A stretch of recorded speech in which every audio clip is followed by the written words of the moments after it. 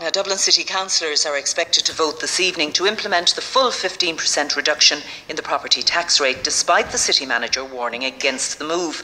Owen Keegan is pushing for just a 5% cut in the property tax rate next year, a move set to place him on a collision course with councillors. Now, ahead of a special meeting of the Dublin City Council tonight, Fianna Fáil group leader, Councillor Paul McAuliffe, has said he's confident the majority of councillors will support his party's motion reducing the local property tax in Dublin City by that full 15%. And Councillor Paul McAuliffe joins me now on the line.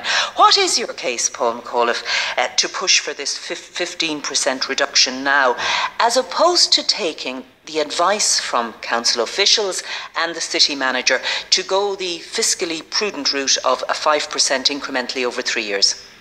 Well, I suppose, Mary, as you say, we are confident now that the majority of councillors will support the Fianna Fáil motion this evening.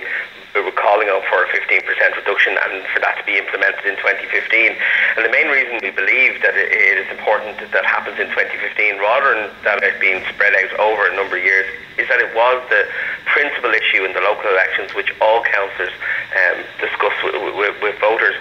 There was a disproportionate effect of the LPT or the local property tax on urban areas, and this step will correct that by 15%.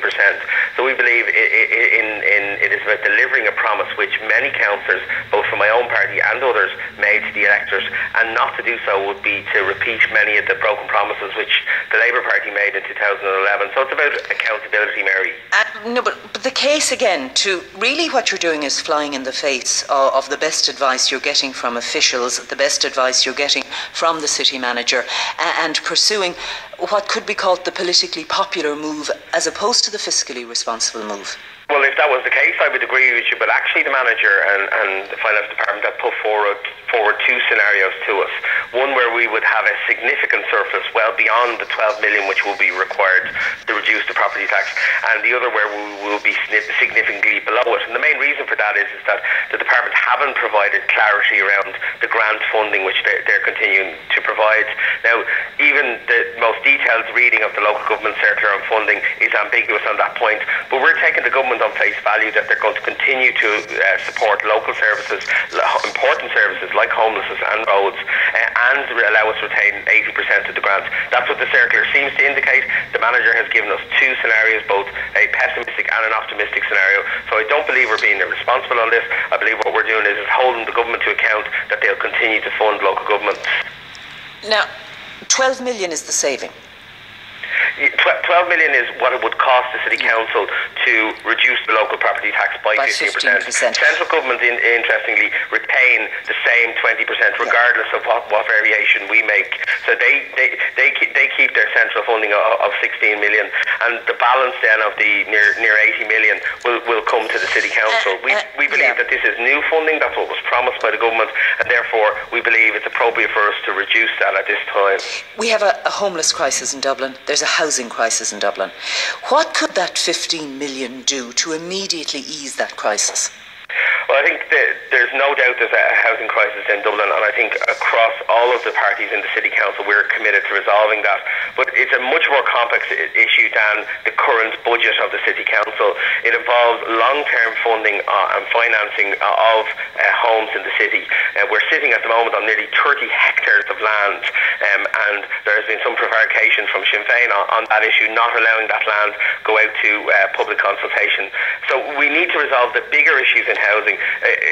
I'll give you one example. Homelessness alone, Mary, costs nearly 50 million for Dublin City Council. That's not just a city issue, that's a national issue, and I think it needs to be addressed both from the City Council and also from national government. They have always committed to supporting 90% of homeless services, and we hope that they will continue to do that. But, you know, are you taking a position here? It's politically popular to take this route you're taking.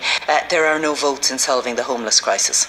I disagree. I have people in my clinic every week who are facing homelessness, and I suppose there's a bit of a stereotype of what the homeless crisis is. It's not just that person sleeping rough on the street, but it's right across the spectrum, from people not being able to rent privately to people not being able to secure social housing. So there's absolute commitment to solving the social housing crisis. But the answer to that is not in 1 or 2% of the overall budget of the City Council. The answer to that is to have a comprehensive plan and a financing arrangement for housing in the city. Is this going to create a conflict situation between councillors like yourself and the city manager now? Because you got one set of advice. The city officials said a reduction of only 5% each year for 3 years would be the best proposal to put forward. It's possible, they said, to pass on, and you're saying it's possible to pass on the full decrease in 2015. Why not go the 5% route?